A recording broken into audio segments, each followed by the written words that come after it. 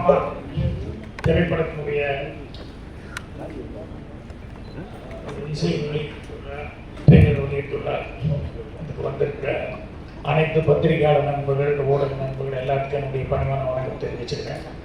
அதே மாதிரி ட்ராமா அந்த படத்தினுடைய எல்லா டீமையும் வாழ்த்த வந்திருக்கும் முன்னால் உட்காந்துருக்க அனைத்து மரியாதைக்குரியவர்களுக்கும் என்னுடைய பணிவான வணக்கம் தெரிவிச்சுக்கிறேன். இப்போ பேசிட்டு போன என்னுடைய நண்பர் ராஜா ரவிமாவுக்கு வந்து எம்எல்ஏ மேடங்களுக்கு வந்து இங்கே ஹீரோ பர்சன் மாதிரி இன்னும் 2 ஹீரோஸ் இருக்காங்க. அதே மாதிரி என்னுடைய ஸ்கூலில் இருந்து வந்த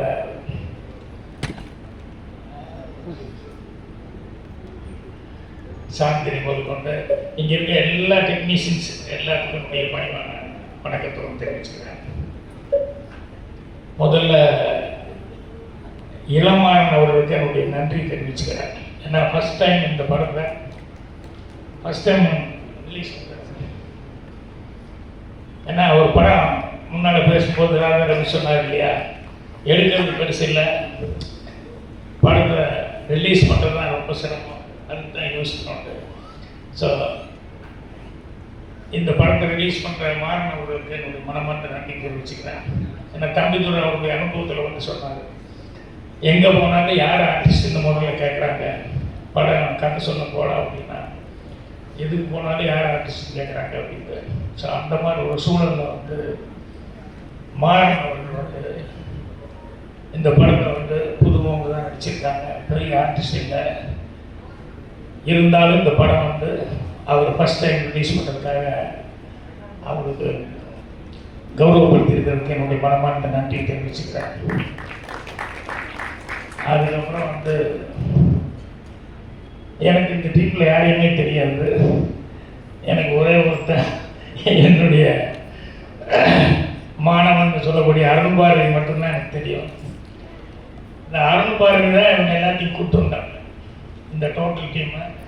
அருண்பாரதிக்கு நன்றி தெரிவிச்சு, என்னென்னா பின்னால் பிரகாசமாக வரப்போகிற ஒரு டீம் எனக்கு கொண்டு வந்து அறிமுகப்படுத்தி வச்சானே அப்படிங்கிறது எனக்கு ரொம்ப சந்தோஷமாக இருக்கு.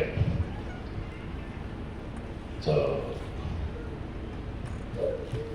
யாரும் தெரியலன்னா கூட அருண்பாரதி வந்து சாதாரணமாக வந்து ஆப்ளிகேஷன் அது இது எதுவும் நிற்க மாட்டாப்புல. அவனுக்கு உண்மையிலேயே நல்ல டீமு நல்லா இருக்காங்க அப்படின்னு சொல்லும்போது அவங்கள அறிமுகப்படுத்தலாம் அப்படின்னு சொல்லி கொண்டு பண்ணாப்புல. ஸோ எனக்கு அந்த ட்ரெய்லர் அதெல்லாம் பார்க்கும்போது அந்த டீமில் அவங்ககிட்ட பேசிட்டு இருக்கும்போது உண்மையிலேயே அவங்க நல்லா பண்ணுறதுக்கான ஒரு பிரகாசமான வாய்ப்பு இருக்குது அப்படிங்கிறது எனக்கு உள்ளூர் அந்த ட்ரெய்லர்லாம் பார்க்கும்போது ஃபீல் ஆச்சு. அதனால் அருண்பாரதிக்கு நன்றி தெரிவிச்சுக்கிறேன். அப்புறம் இந்த படத்தில் வந்து கீழே ஒரு லைன் எழுதியிருந்தாங்க, வந்தோடனே சாந்தினிகிட்ட கேட்டேன், பெயின் நெவர் எண்ட்ஸ் அப்படின்னு சொல்லி. நான் சொன்னேன், அம்மா இதுக்கு ஆப்போசிட் வந்திருக்கு அப்படின்னு சொல்லி இங்கிலீஷில் என்னன்னு சொல்லி கேட்டேன். எந்த ப்ராப்ளம் இருந்தாலும் நமக்கு ஒரு சால்வேஷன் ஒன்று இருக்கும், சொல்யூஷன் இல்லாத நாட்டிலே கிடையாது, பிரச்சனைகளே கிடையாது அப்படின்னு சொல்லுவாங்க. அதனால் வந்தோடனே அதுதான் பார்ப்பேன். என்னென்னா இன்னொருத்தருக்கு நான் முதல்ல நன்றி சொல்லிடுறேன். என்னென்னா இங்கே எவ்வளோ பேர் இங்கே உட்காந்துருக்காங்க, இங்கே எவ்வளோ பேர் உட்காந்துருக்காங்க, நடிச்சவங்க வந்துருக்காங்க. இதை தாண்டி எவ்வளோ கேமரா இருக்குது பாருங்கள், பத்திரிக்கையாளர் எத்தனை பேர் இருக்காங்க பாருங்கள். இது நம்மால் ஒருத்தர் நம்மளுடைய நிக்கல்.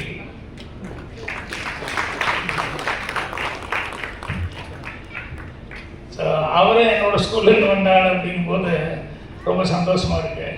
ஸோ நான் உண்மையிலே இவ்வளோ க்ரௌடு நான் ஏன்னா இந்த இடத்துக்கு வந்து இவ்வளோ க்ரௌட் நான் எதிர்பார்த்துட்டேன், வரல. அப்புறம் வந்தோடனே வந்து அதுக்கப்புறம் உள்ள வரும்போதுலாம் வந்து இவ்வளோ க்ரௌட்னா அவங்க ஃபேமிலி, அவங்க ஃப்ரெண்ட்ஸு, அவங்க இவங்க எல்லாமே ரொம்ப அதிகம் அப்படின்னு சொல்லி சொன்னாங்க.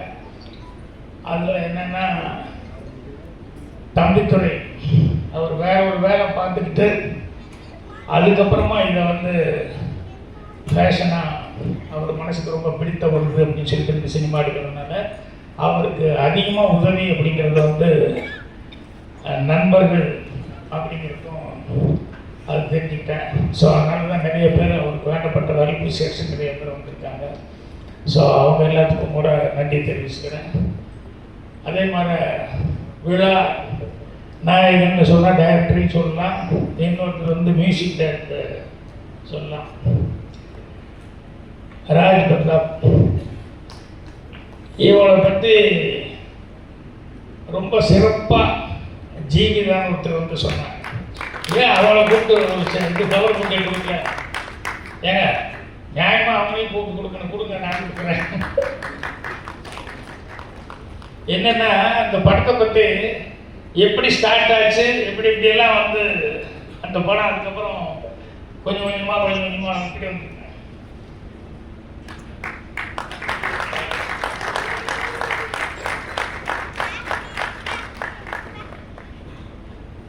அதனுடைய ஸ்டார்டிங்லேருந்து எந்தெந்த விதத்தில் வந்து அது எப்படி ஸ்டார்ட் ஆனது, அது எப்படி வந்து ஒவ்வொருத்தரும் என்கரேஜ் பண்ணாங்க, அதில் அவங்க ராஜ் பிரதாப் அவருடைய ரோல் என்ன அப்படிங்கிறத வந்து ரொம்ப தெளிவாக சொன்னாங்க. அவங்க எந்த அளவுக்கு அவர் கேட்டுட்டாரு. ஸோ ஒரு மியூசிக் டைரக்டர் மட்டும் இல்லை, அவர் வந்து ஏறக்குறைய ஒரு டைரக்டர் மாதிரியே எல்லா வேலையும் பார்த்துருக்காங்கன்னு தெரியுது. ஸோ அதுக்கு அவருக்கு என்னுடைய வாழ்த்துக்கள். அதே மாதிரி இந்த டீமில் வேலை பார்த்தவங்க எல்லாம் பேசும்போது தான் தெரியுது, ஒவ்வொருத்தர் எல்லாம் புதுசாக இருந்தால் கூட எல்லாருமே வந்து அவ்வளோ இன்வால்மெண்ட்டோடு நடிச்சிருக்காங்க. இது ஒவ்வொருத்தரும் அவங்களுடைய பங்கீடு இருந்திருக்கு அப்படின்னு சொல்லிட்டு. ஸோ எல்லாருக்குமே என்னுடைய மனமார்ந்த வாழ்த்துக்களை வந்து அட்வான்ஸாகவே நான் தெரிஞ்சுக்கிறேன். ஏன்னா எல்லாருமே நல்லா வரக்கூடியவங்க. ஏன்னா ஒரு படம் ஓடிச்சுன்னா போதும், அந்த ஒரு படத்தில் வந்து யாரெல்லாம் ஒர்க் பண்ணாங்களோ எல்லாருமே நல்லா வந்ததுக்கான வாய்ப்புகள் இருக்குது. இப்போ 16 எடுத்தோம்னா அந்த டைமில் வந்து டைரக்டர் ஃபஸ்ட்டு படம், எனக்கு அசிஸ்டன்ட் டைரக்டர் ஃபஸ்ட்டு படம். அப்புறம் அதில் வந்து எல்லாருமே அந்த நேரத்தில் பிகினிங்கில் இருந்தவங்க தான். அவர் ஸ்ரீதேவி ஆகட்டும், ரஜினி ஆகட்டும், கமல் ஆகட்டும், எல்லாருமே வந்து பிரமாதமாக வந்தாங்க. அந்த மாதிரி இந்த படம் வந்து நிறைய பேர் வர்றதுக்கான ஒரு வாய்ப்புகளை வந்து இந்த படம் வருது. ஸோ தம்பித்துறை வந்து மேலும் மேலும் சிறப்பான வந்து படங்களை வந்து கொடுக்கறதுக்கு இந்த படம் ஒரு உத்தரவாதமாக இருக்கும் அப்படின்னு சொல்லி நான் நம்புகிறேன். எனக்கு இந்த ட்ராமானா எனக்கு அப்போ தான் ஃபஸ்ட் டைம் கேள்விப்படுறேன். எனக்கு உண்மையிலேயே தெரியல அவர்கிட்ட என்ன ட்ராமா, என்ன மீனிங் என்னன்னு சொல்லி கேட்டேன். அவர் நினச்சிருப்பாரு இப்போது இது கூடவா தெரியாமல் இருக்கணும். உண்மையிலேயே எனக்கு தெரியல, நிறையா விஷயங்கள் எனக்கு தெரியலன்னு கேட்டுருவேன். அதுக்கப்புறம் வரும்போது கூட நான் சேர்த்து விட்டு தமிழ் என்னையா ஷாக்குன்னு சொல்கிறாங்க, அப்படின்னு சொல்கிறாங்க, இது சொல்கிறாங்க, தமிழ் என்னையா போட்டிருக்கு அப்படின்னா, அப்புறம் பாதிப்பு அப்படிங்கிற மாதிரி ஏதோ அப்படி போட்டிருக்கு அப்படின்னு சொல்லி சொன்னாங்க. ஸோ சினிமாவில் பாதிப்பு இல்லாமல் எதுவுமே கிடையாது. நான் அசிஸ்டண்ட்டுகளுக்கு கூட நான் சொல்கிறது என்னென்னா, கதை திங்க் பண்ணுறதுக்கு வந்து நீ போய் இப்படி அப்படி எல்லாம் யோசிச்சுட்டு இருக்காத. உன் மனசுக்குள்ளே உன்னை என்ன பாதிச்சது சின்ன வயசுலேருந்து அதை கொஞ்சம் திங்க் பண்ண. நீ உன்னை பாதித்த விஷயங்கள் தான் உனக்கு வந்து ஒரு நல்ல கதையாக கிடைக்கும். அந்த பாதிப்பு ரொம்ப முக்கியம் அப்படிங்கிற மாதிரி சொல்லி அதைத்தான் திங்க் பண்ண அப்படின்னு சொல்லுவார். இப்போ தம்பித்துறை அப்படிங்கிறது இப்போ எனக்கு ஒரு பாதிப்பு தான்.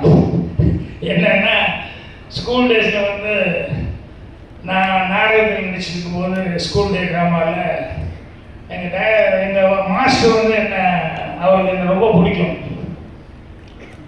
அப்போது என் கூடவே வந்து இன்னொரு பையன் நடிச்சிட்டு இருந்தான் தம்பித்துறை அப்படின்னு சொல்லிட்டு. எங்கள் வாத்தியார் வந்து என்னை ரொம்ப பிடிச்சதுனால அடுத்தது வந்து ஸ்கூல் டே ட்ராமாவில் எனக்கு தான் மெயின் ரோல் கொடுக்கணும் அப்படின்னு சொல்லிட்டு ஒரு கதை ரெடி பண்ணுறாரு. அந்த கதை வந்து ரெடி பண்ணி அவங்க இந்த லீவு விட்டாங்க, ஆஃபரடி லீவு. இந்த 15 நாள் வேஸ்ட் பண்ணக்கூடாது அப்படின்னு சொல்லிட்டு இந்த 15 நாளில் வந்து எப்படியாவது ரிஹர்சல்லாம் ஸ்டார்ட் பண்ணியிருந்தோம். எங்கள் ஸ்கூலு டைம் ரொம்ப கம்மியாக இருக்குது அப்படிங்கும்போது என்னை தேடினாங்க. அப்போ அந்த நேரத்தில் வந்து நான் கோபி பக்கத்தில் வெள்ளாங்கோயில் எங்கள் அம்மா மிட்வைஃபாக ஒர்க் பண்ணுறேன், அங்கே போயிட்டேன் லீவுக்கு. அப்புறம் வீட்டில் கேட்டிருக்காங்க. அப்போல்லாம் இந்த மாதிரி ஃபோன் நல்லா இருந்தது, டக்குன்னு கூப்பிட முடியாது. அப்புறம் வீட்டில் வந்துட்டானா 2-3 தடவை வாத்தியார் கேட்டு பார்த்துட்டு அப்புறம் கடைசியில் நான் இன்னும் வரல அப்படின்னு சொன்னோடனே அந்த ரோலுக்கு அந்த தம்பித்துறைங்கிற அந்த பையன் அந்த பையனை செலக்ட் பண்ணி அவன் நல்லா நடிக்கிற பையன், என் கிளாஸ்மேட்டு.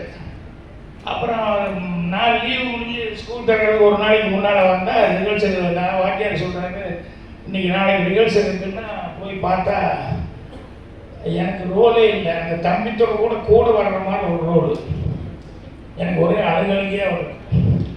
அப்புறம் வாத்தியார்கிட்ட மாஸ்டர்கிட்ட சார் நான் ரொம்ப ட்ரை பண்ணேன்டா, நீ ஊருக்கு போயிட்டா என்ன எது நீ கரெக்டான கான்டாக்ட் இல்லைடா, வேறு வழி இல்லை, ரிஹர்சல் பார்த்து அதனால் டைம் வேறு இல்லை, அதனால தான் தம்பித்துறை போட்டேன், எனக்கு தெரியும் நீ நல்லா செய்வேன்னு சொல்லி இருந்தாலும் நான் வந்து தம்பித்துறை போட்டேன், நீ அவங்க ஹெல்ப் பண்ண அப்படிங்கிற மாதிரி சொல்லிட்டாரு. அப்புறம் வாத்தியார் சொல்லும்போது வேறு என்ன பண்ண முடியும், எனக்கு ஒரு சின்ன ரோல் தான் பரவாயில்ல அப்படின்னு சொல்லிட்டேன். என்னன்னா நான் நாடகம் நடிக்கும் போது எல்லா ரிஹர்சல் பார்க்கும்போதெல்லாம் வந்து நான் கூடவே ஏதாவது ஒன்று டைலாக் செய்யலைன்னா ஏதாவது சொல்லுவேன். என்னை விட சீனியராக நடிப்பாங்க சில பேர். அவன் 10th ஸ்டூடெண்ட்டாக இருப்பான், 11th ஸ்டூடெண்ட்டாக இருப்பான். அவன் நடிக்கும்போது நான் வந்து சில நேரங்களில் வாத்தியார்கிட்ட போய் சொல்லுவேன், சார் அவர் வந்து மாமா கேரக்டர் செய்கிறார், வயசான கேரக்டர், அவன் மாமா அவர் ஏதாவது துண்டுங்கள்லாம் அந்த காலத்தில் இப்படி துண்டெல்லாம் போட்டுக்குவாங்கல்ல அப்படி கழுத்து சுற்றி. ஸோ அடிக்கடி அந்த துண்டை அப்படி போட்டுக்கிற மாதிரி கையில் ஒரு ஸ்டிக் இருக்கிற மாதிரி இப்படியெல்லாம் ஆக்ஷன் பண்ணால் நல்லா இருக்குமே அப்படின்னு சொன்னால் ஒன்றும் நல்லா தான் இருக்கும் அப்படின்னு சொல்லிட்டேப்பா அவன் சொல்கிறான் செய்ப்பா அப்படின்பாரு. அவளுக்கெல்லாம் ஒரே கோபமாக இருக்கு, இவன் 8th ஸ்டாண்டர்டு இவன் எதுக்கு நமக்கெல்லாம் சொல்லி கொடுத்துருக்கான் அப்படின்ட்டு. ஸோ அந்த மாதிரி வாத்தியார்களுக்கெல்லாம் வந்து என்ன ரொம்ப பிடிச்சது. அதுக்கப்புறம் அந்த ட்ராமாவில் வந்து உண்மையிலே இன்வால்வ்மெண்ட் ஆகி இவங்கெல்லாம் எனக்கு முடிஞ்ச டைலாக்ஸ் எல்லாம் எனக்கு தோணுதெல்லாம் சொல்லுவேன். வாத்தியார் என்கரேஜ் பண்ணி என்னை வந்து எடுத்துக்குவார். அதுக்கப்புறம் ஸ்கூல் டே ட்ராமா முடிஞ்சது. அந்த ஸ்கூல் டே ட்ராமா முடிஞ்சு அடுத்த நாள் வந்து அசம்பிளியில் எல்லோரும் வெயிட் பண்ணியிருக்கோம். எல்லோரும் வெயிட் பண்ணிட்டு ஹெட் மாஸ்டர் சின்னசாமி நாயுடு எனக்கு ஸ்கூல் டே ரொம்ப ஃபங்க்ஷன் சிறப்பாக இருந்தது, எல்லாருமே வந்தால் கலெக்டர் வந்திருந்தார், கலெக்டர் ரொம்ப அப்ரிஷியேட் பண்ணியிருந்தார். இந்த ஹோம் கமிங்னு சொல்லி அந்த ஸ்கூல் டேயில் வந்து ஒரு நாடகம் போட்டாங்க அப்படின்னு சொல்லிட்டு அதை ரொம்ப அப்ரிஷியேட் பண்ணி கலெக்டர் வந்து அவர் எனக்கு ரொம்ப பிடிச்சது, அதுலேயும் இந்த ஹீரோவை நடித்த பையன் தம்பித்துறை எனக்கு ரொம்ப பிடிச்சது அப்படின்னு அவனுக்கு ஒரு கப் அனுப்பிச்சிருக்காரு அப்படின்னா உடனே எல்லாரும் கிளாப்ஸு. தம்பித்துறையிலிருந்து போய் அந்த கப்பை வாங்குறான் 1500 பசங்களுக்கு முன்னால். எனக்கு மட்டும் கண்ணுக்குள்ள அழுகழுகையாக வருது. என்ன சொல்றதில்லை, என்னோட ஒரு ஃபீலிங் வந்து அங்கேயே அழுதுட்டேன். அப்புறம் வாத்தியார் வந்த அப்புறம் என்னை தனியாக கூப்பிட்டு, இல்லைடா உனக்கு வர வேண்டியது வரும், அதுக்கு டைம் இருக்கும், அவனும் நல்லா தான் பண்ணான், அதனால் உச்சக்கு இல்லை சார் நான் இன்னும் நல்லா பண்ணியிருப்பேன், எனக்கு அதனால் தாங்கிக்க முடியல அப்படின்னு சொல்லி. ஸோ அவன் நல்ல ஃப்ரெண்டு தான், இருந்தாலும் அந்த ட்ராமாவில் வந்து அவனுக்கு தப்பு கிடைச்சிருச்சு எனக்கு கிடைக்கலையே அப்படிங்கிறது எனக்கு ஒரு பெரிய ஃபீலிங்காக இருந்தது. அதுக்கப்புறம் வந்து என்னுடைய அவன் நல்லா படித்து அதுக்கப்புறம் நல்ல மார்க் வாங்கணும், நல்ல வேலைக்கு சேரணும் அப்படின்னு சொல்லி அவன் கான்சன்ட்ரேஷன் பூரா அதுலேயே இருந்தது. என்னுடைய கான்சன்ட்ரேஷன் பூரா எனக்கு சினிமா விட்டால் வேறு ஒன்றும் வராது அப்படிங்கிற மாதிரி எனக்கே தெரிஞ்சிருச்சு. இதுதான் நமக்கு வரும், இதை விட்டால் நம்ம ரொம்ப கஷ்டம் அப்படின்னு சொல்லிட்டு அதுக்கப்புறம் நான் கொஞ்சம் கொஞ்சமாக வந்து சினிமாவில் வந்தேன். அதுக்கப்புறம் எனக்கு ஃபோன் கால் வருது, பாக்யராஜ்கிட்ட கொஞ்சம் பேசுகிறேன், நான் தம்பித்துறை பேசுகிறேன் அப்படி. அதே தம்பித்துறை எப்படி இருக்கேன் என்ன அப்படின்னா அப்புறம் பேங்க்கில் வேலை பார்த்துட்ருக்கேன் அப்படின்னு சொல்லி நல்லா செட்டில் நல்லா இருக்கேன். இருந்தாலும் உன்னை பார்க்கும்போது ரொம்ப பொறாமையாக இருக்கேன். சரி நானும் உன்னை பார்த்து ஒரு காலத்தில் பொறாமப்பட்டேன், இல்லை நீ வந்து உனக்கு உண்மையிலேயே அதை விட்டால் வேறு ஒன்றுமே உனக்கு மைண்டில் இல்லை, அந்த அளவுக்கு இருந்தேன்னு எனக்கு தெரியும், நான் வந்து உன்னை பார்த்துட்டு வரணும் அப்படின்னு சொல்லிட்டு அந்த தம்பித்துறை வந்து என்னை வந்து பார்த்து பழைய இதுகளெல்லாம் வந்து இது பண்ணிட்டேன். ஸோ எனக்கு அந்த ட்ராமாவில் சொல்லிக் கொடுத்த அந்த டீச்சர்ஸ் எல்லாத்துக்கிட்டையும் அந்த ட்ராமாவுக்கு என்னுடைய ஆசிரியர்கள் அவங்க சண்முகமணி மாஸ்டர், சோமசுந்தரம் மாஸ்டர், இந்த மாதிரி மாஸ்டர்ஸ் எல்லாம் படத்தில் நான் பேர் வச்சுட்டு இருக்கிறேன் அடிக்கடி. அதுக்கு என்ன காரணம்னா அவங்கெல்லாம் எனக்கு ஆரம்பத்தில் அந்த ட்ராமேட்டிக் கிளப்பில் இருந்தவங்க. ஸோ இன்றைக்கி இங்கே வரும்போது தம்பித்துறை அப்படின்னு ஒன்றுமே எனக்கு டக்குன்னு என்னோடய ஃப்ளாஷ்பேக் அதெல்லாம் மைண்டுக்கு வந்துருச்சு. அதுக்கப்புறமா இந்த டைட்டில் பாதிப்பு அப்படின்னு சொல்லிட்டு நான் அசிஸ்டண்ட்டுக்கிட்ட கூட பாதிப்புன்னு சொல்லும்போது அதான் நான் முதல்ல சொன்ன மாதிரி வந்து உனக்கு பாதித்த விஷயங்கள் என்னென்னு பாருங்க. அப்போ சினிமாவே எடுத்தீங்கன்னா ஏதேதோ ஒரு பல களங்கள் இருக்குது இல்லையா, அதில் வந்து இது என்ன சேனலில் என்ன அப்படிங்கிறதெல்லாம் பார்த்தோம்னா ரிவெஞ்ச் இருக்குது, அந்த படம் இந்த படம் அப்படிப்பா. ஆனால் எல்லா ஊர்லேயும் எல்லா நாட்டிலையும் இருக்கக்கூடிய ஒன்று வந்து மிஸ் பண்ணாமல் இருக்கிறது, என்றைக்கும் எவர் கிரீனான ஒன்று இருக்கிறது லவ் ஸ்டோரி அப்படிங்கிறது. அப்படின்னா என்ன, அந்த பாதிப்பு எல்லா ஊர்லேயும் எல்லாத்துக்கும் இருக்குது அப்படிங்கிறது தான். அதனால தான் இன்றைக்கு வரைக்கும் வந்து எல்லா நாட்டிலையும் வந்து வர்ற படங்களில் வந்து ஃபஸ்ட்டு ஒரு சினிமாவில் வர்றவங்களுக்கும் சரி, இந்த கவிதை எழுதுறவங்களும் வேறு முதல்ல வந்து அவன் லவ் பண்ணானே இல்லையோ லவ்வை பற்றி ஒன்று எங்கள் பாட்டு எழுதிடுவோம். அந்த மாதிரி படம் இருக்கிறது அப்படின்னா ரொம்ப ஈஸியாக வந்து இந்த லவ் அப்படிங்கிறது வந்து அந்த ஜேர்னலில் படம் எடுக்கிறதுங்கிறது எல்லாத்துக்கும் டக்குன்னு உடனே தோணும். ஸோ அந்த மாதிரி இன்னைக்கு இந்த படத்தில் வந்து இவர் அப்படி இல்லை, இது வந்து வேற மாதிரி சொன்னாங்க. ஒரு 3 சப்ஜெக்டை வந்து வெவ்வேறு டைப்பான சப்ஜெக்டு அப்படின்னு சொல்லி அந்த மாதிரி டைப் கதை அப்படின்னு சொல்லிட்டு ஒன்றில் வந்து பிரச்சனை வந்து சாந்திக்கு வர்றாங்க, இன்னொரு ஹீரோ ஹீரோயின், இன்னொன்று வந்து வேற ஒருத்தர் அப்படின்னு சொல்லிட்டு. ஸோ இவர் ஃபர்ஸ்ட் டைம் வந்து தம்பித்துறை அவர்கள் வந்து எடுத்துக்கிட்டதே சப்ஜெக்டே வந்து வழக்கமாக எல்லாரும் பண்ணுற மாதிரி இல்லாமல் ஒரு டிஃப்ரெண்ட்டான ஒரு சப்ஜெக்டாக ஃபஸ்ட் டைம் எடுத்திருக்காரு. அதே வேணா யூஸ்வலாக லவ் ஸ்டோரி அப்படின்னு சொன்னோம்னா எல்லாரும் பண்ணுற மாதிரி ஒரு லவ் ஸ்டோரி அதில் என்ன புதுசாக பண்ணியிருக்காங்க அப்படின்னு இருக்கும். ஆனால் அவர் எடுத்துக்கிட்ட களமே வந்து கொஞ்சம் வித்தியாசமான ஒரு களமாக இருந்தது. அதனால் 3 விதமான சப்ஜெக்ட் அப்படின்னா இதுக்கே ஒரு பாராட்டு சொல்லலாம். ஸோ அவர் வந்து இதுக்கு வந்து பக்கபலமாக வந்து நம்ம மியூசிக் டைரக்டர் வந்து இருந்திருக்காரு அப்படின்னு சொல்லும்போது அது ஜீவிதம் சொன்னதுக்கப்புறம் தான் தெரியுது அவங்கெல்லாம் எவ்வளோ தூரம் வந்து இது வந்து சாதாரணமாக ஏதோ ஒரு நாளில் ஒரு ஸ்டார்ட் பண்ணி உடனே எடுத்துக்கலாம் அப்படின்னு சொல்லிட்டு இது வந்து எடுக்கலை.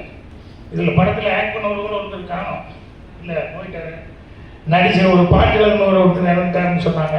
சரி, இதுக்கு பின்னாடி இவ்வளவெல்லாம் இவர் அந்த பெயின்னு போனதை அதுதான் சொன்னேன், அதுதான் நடிச்சுக்கிட்டேன், இத்தனை பேர் இருக்காங்க. ஸோ எவ்வளவு நாளாக வந்து இதை ரசை போட்டு இந்த படத்தை எடுத்திருப்பாங்க அப்படிங்கிறது என்னால் தெரிஞ்சுக்க முடியுது. ஸோ அவருக்கு வந்து கண்டிப்பாக எல்லாரும் அவர் கூப்பிட்டு நிற்க வச்சுருந்தவங்க ஒரு பெரிய குரூப்பே வந்தாங்க. அசிஸ்டன்ட் டைரக்டர் அவங்க யாரெல்லாம் அவருக்கு ஹெல்ப்பாக இருந்தாங்க அப்படின்னு சொல்லி ஒருத்தர் எல்லாத்தையும் கூப்பிட்டுருந்தாங்க. ஸோ எல்லாத்துக்குமே ஒரு நல்ல எதிர்காலம் இருக்குது அப்படின்னு சொல்லி எல்லாத்துக்குமே அட்வான்ஸாக நான் வாழ்த்துக்கள் தெரிவிச்சுக்கிறேன். கண்டிப்பாக இந்த படம் நல்ல வெற்றி அடையும். வெற்றி அடைஞ்சதுக்கப்புறம் தம்பித்துறை வந்து கண்டிப்பாக இண்டஸ்ட்ரியில் வந்து பேர் வாங்குற அளவுக்கு ஒரு பொசிஷனுக்கு வருவார். அதே மாதிரி வந்து இப்போ பாட்டை பற்றி சொல்லும்போது அந்த மேடம் வந்து இவங்க வந்து சொன்னாங்க, எம்எல்ஏ மேடம் வந்து சொன்னாங்க பாட்டை பற்றி. ஸோ அவங்க அந்த பாட்டை பற்றி சொன்ன மாதிரி நானும் வந்து அந்த பாட்டை வந்து கேட்டதுலேருந்து அந்த பாட்டு எனக்கு அவ்வளோ லைட்னஸாக இருந்தது. ஸோ அவருக்கும் ஒரு பிரமாதமான எதிர்காலம் வந்து இருக்குது சினிமாவில். ஏன்னா ஏற்கனவே அவர் 1-2 பண்ணியிருக்காரு, இருந்தாலும் அவர் வந்து இன்னும் பெருசாக பேசப்படுற அளவு வரல. ஆனால் இந்த படத்தின் மூலமாக இந்த படத்தின் மூலமாக வந்து கண்டிப்பாக அவருக்கு வந்து ஒரு மிகப்பெரிய பேர் வரப்போகுது. அவர் இண்டஸ்ட்ரியில் பேசப்படுற அளவுக்கு ஒரு நல்ல மியூசிக் டைரக்டர் வர போகிறான்னு சொல்லி அவருக்கு என்னுடைய அட்வான்ஸ் வாழ்த்துக்கள். அவருக்கு உதவியாக இருந்தவங்க எல்லாத்துக்குமே என்னுடைய மனமார்ந்த நன்றியும் வாழ்த்துக்களையும் தெரிவிச்சுக்கிறேன். நன்றி, வணக்கம்.